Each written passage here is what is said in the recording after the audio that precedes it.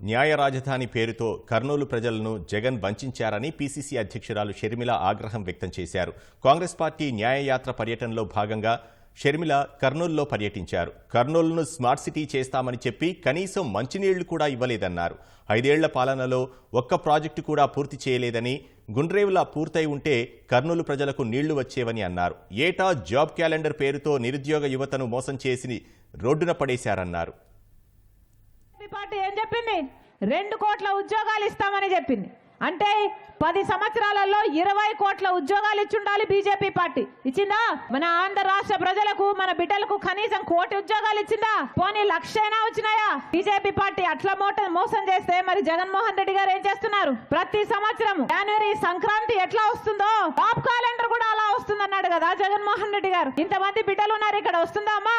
ఏం చెప్పాడు జగన్మోహన్ రెడ్డి గారు? 5 సంవత్సరాల క్రితము ఇలాగే మైకు పట్టుకొని 2,30,000 ఉద్యోగాలు ఖాళీగా ఉన్నాయి, నేను అధికారంలోకి వచ్చినాక అవన్నీ భర్తీ చేస్తానని చెప్పలేదా జగన్మోహన్ రెడ్డి గారు? మరి ఈ రోజు వరకు కూడా 2,25,000 ఉద్యోగాలు 5 సంవత్సరాలు అయిపోయింది. ఈ రోజు వరకు కూడా ఇంకా ప్రభుత్వ శాఖల్లో అలాగే ఖాళీగా ఉన్నాయి. మరి ఎందుకు చేసుకున్నట్టు జగన్మోహన్ రెడ్డి గారిని ముఖ్యమంత్రిగా? ఎందుకు వేసినట్టు ఓట్లు జగన్మోహన్ రెడ్డి గారికి? ఒక్క మాటైనా నిలబెట్టుకున్నారా? 5 సంవత్సరాలు అయిపోయింది. ఎన్ని ఉద్యోగాలు ఇచ్చారు? డిఎస్సి ఉద్యోగాలు 23,000 ఉద్యోగాలు ఖాళీగా ఉన్నాయి. 5 సంవత్సరాలు ఇవ్వలేదు ఉద్యోగాలు జగన్మోహన్ రెడ్డి గారు. ఇక ఎలక్షన్లు 2 నెలలు ఉందనగా ఇప్పుడు 23,000 ఉద్యోగాలు మెగా డిఎస్సి ఇస్తాను ఇలాగే చెప్పిన జగన్మోహన్ రెడ్డి గారు మేనిఫెస్టోలో ఇప్పుడు ఒక దగా డిఎస్సి 6,000 ఉద్యోగాలకు నోటిఫికేషన్ ఇచ్చారు. అంటే ఎన్నికలు 2 నెలలు ఉందనగా నోటిఫికేషన్ ఇస్తే ఈ పరీక్షలు ఎప్పుడు జరగాలి?